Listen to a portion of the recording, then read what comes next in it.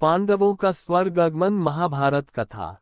श्री कृष्णचंद्र से मिलने के लिए तथा भविष्य का कार्यक्रम निश्चित करने के लिए अर्जुन द्वारिकापुरी गए थे। जब उन्हें गए कई महीने व्यतीत हो गए तब एक दिन धर्मराज युधिष्ठिर को विशेष चिंता हुई।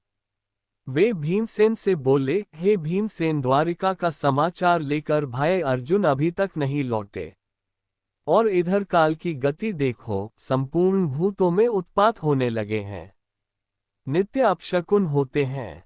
आकाश में उल्कापात होने लगे हैं और पृथ्वी में भूकंप आने लगे हैं।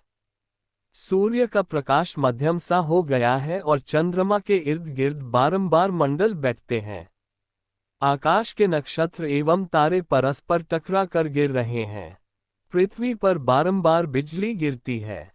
बड़े बड़े बवंडर उठकर अंधकारमय भयंकर आंधी उत्पन्न करते हैं। सियारें सूर्योदय के सम्मुख मुंह करके चिल्ला रही हैं। कुत्ते बिलाव बारंबार रोते हैं। गधे, उल्लू, कौवे और कबूतर रात को कठोर शब्द करते हैं। गौएं निरंतर आंसू बहाती हैं। घृत में अग्नि प्रज्वलित करने की शक्ति नहीं रह गई है। सर्वत्र श्रीहीनता प्रतीत होती है। इन सब बातों को देखकर मेरा हृदय धड़क रहा है। न जाने ये अपशकुन किस विपत्ति की सूचना दे रहे हैं। क्या भगवान श्री कृष्णचंद्र इस लोक को छोड़कर चले गए या अन्य कोई दुखदायी घटना होने वाली है।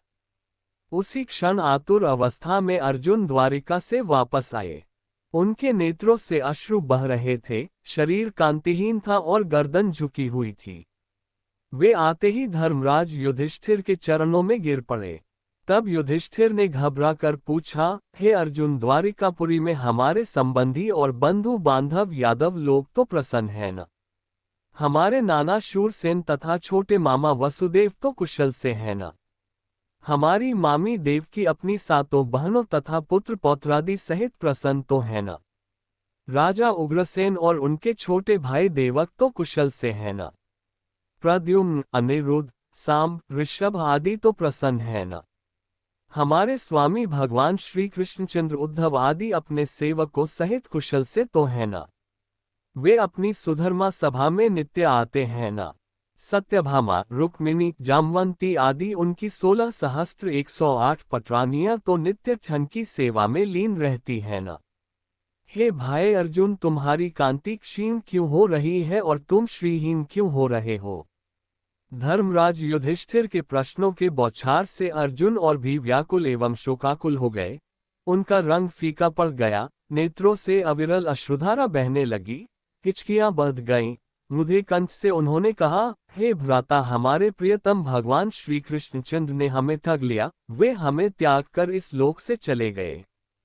जिनकी कृपा से मेरे परम पराक्रम के सामने देवता भी सिर नहीं उठाते थे, मेरे उस परम पराक्रम को भी वे अपने साथ ले गए। प्राणहीन मुर्दे जैसी गति हो गई मेरी। मैं द्वारिका से भगवान श्री कृष्णचंद्र की पत्नियों को हस्तिनापुर ला रहा था, किंतु मार्ग में थोड़े से भीलों ने मुझे एक निर्बल की भांति परास्त कर दिया। मैं उन अबलाओं की रक्षा नहीं कर सका। मेरी वे ही भुजाएं हैं, वही रथ है, वही घोड़े हैं, वही गांडीव धनुष है और वही बाण है जिनसे मैंने बड़े बड़े महारथियों के सिर बात की बात में उड़ा दिए थे। जिस अर्जुन ने कभी अपने जीवन में शत्रुओं से मुंह की नहीं खाई थी, वही अर्जुन आज कायरों की भांति भीलों से पराजित हो गया। उनकी संपूर्ण पत्नियों तथा धन आदि को भील लोग लूट ले गए और मैं निहत्थे की भांति खड़ा देखता रह गया। उन भगवान श्री कृष्णचंद्र के बिना मेरी संपूर्ण शक्ति क्षीण हो गई है। आपने जो द्वारिका में जिन यादवों की कुशल पूछी है, वे समस्त यादव ब्राह्मणों के श्राप से दुर्बुद्धि अवस्था को प्राप्त हो गए थे और वे अति मदिरा पान करके परस्पर एक दूसरे को मारते मारते मृत्यु को प्राप्त हो गए। ये सब उन्हीं भगवान श्री कृष्णचंद्र की लीला है। अर्जुन के मुख से भगवान श्री कृष्णचंद्र के स्वधाम गमन और संपूर्ण यदुवंशियों के नाश का समाचार सुनकर धर्मराज युधिष्ठिर ने तुरंत अपना कर्तव्य निश्चित कर लिया और अर्जुन से बोले, हे अर्जुन, भगवान श्री कृष्णचंद्र ने अपने इस लौकिक शरीर से इस पृथ्वी का भार उतार कर उसे इस प्रकार त्याग दिया जिस प्रकार कोई कांटे से कांटा निकालने के पश्चात उन कोनों कांटों को त्याग देता है। अब घोर कलियुग भी आने वाला है। अतः अब शीघ्र ही हम लोगों को स्वर्गारोहण करना चाहिए। जब माता कुंती ने भगवान श्री कृष्णचंद्र के स्वधाम गमन का समाचार सुना तो उन्होंने भगवान श्री कृष्णचंद्र में अपना ध्यान लगाकर शरीर त्याग दिया। धर्मराज युधिष्ठिर ने अपने महापराक्रमी पौत्र परीक्षित को संपूर्ण जम्बूद्वीप का राज्य देकर हस्तिनापुर में उसका राज्याभिषेक किया और शूरसेन देश का राजा बनाकर मथुरापुरी में अनिरुद्ध के पुत्र वज्र का राजतिलक किया। तत्पश्चात परमज्ञानी युधिष्ठिर ने प्रजापति यज्ञ किया और भगवान श्री कृष्णचंद्र में लीन होकर संन्यास ले लिया। उन्होंने मान, अपमान, अहंकार तथा मोह को त्याग दिया और मन तथा वाणी को वश में कर लिया। संपूर्ण विश्व उन्हें ब्रह्म रूप दृष्टिगोचर होने लगा। उन्होंने अपने केश खोल दिए, राजसी वस्त्राभूषण त्याग कर चीर वस्त्र धारण करके और अन्न जल का परित्याग करके मौन व्रत धारण कर लिया।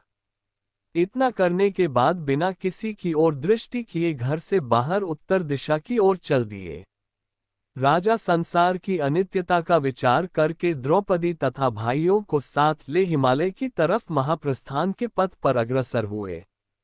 उस महापथ में क्रमश द्रौपदी, सहदेव, नकुल, अर्जुन और भीमसेन एक एक करके गिर पड़े। इससे राजा शोकमग्न हो गए। तदनंतर वे इंद्र के द्वारा लाए हुए रथ पर आरूढ़ हो दिव्य रूपधारी भाइयों सहित स्वर्ग को चले गए। वहां उन्होंने दुर्योधन आदि सभी धृतराष्ट्र पुत्रों को देखा। तदनंतर उन पर कृपा करने के लिए अपने धाम से पधारे हुए भगवान वासुदेव का भी दर्शन किया। इससे उन्हें बड़ी प्रसन्नता हुई। यह मैंने तुम्हें महाभारत का प्रसंग सुनाया है। जो इसका पाठ करेगा वह स्वर्गलोक में सम्मानित होगा। इसी भगवान की वीडियो देखने के लिए सब्सक्राइब करें चैनल को और बेल आइकॉन दबाएं।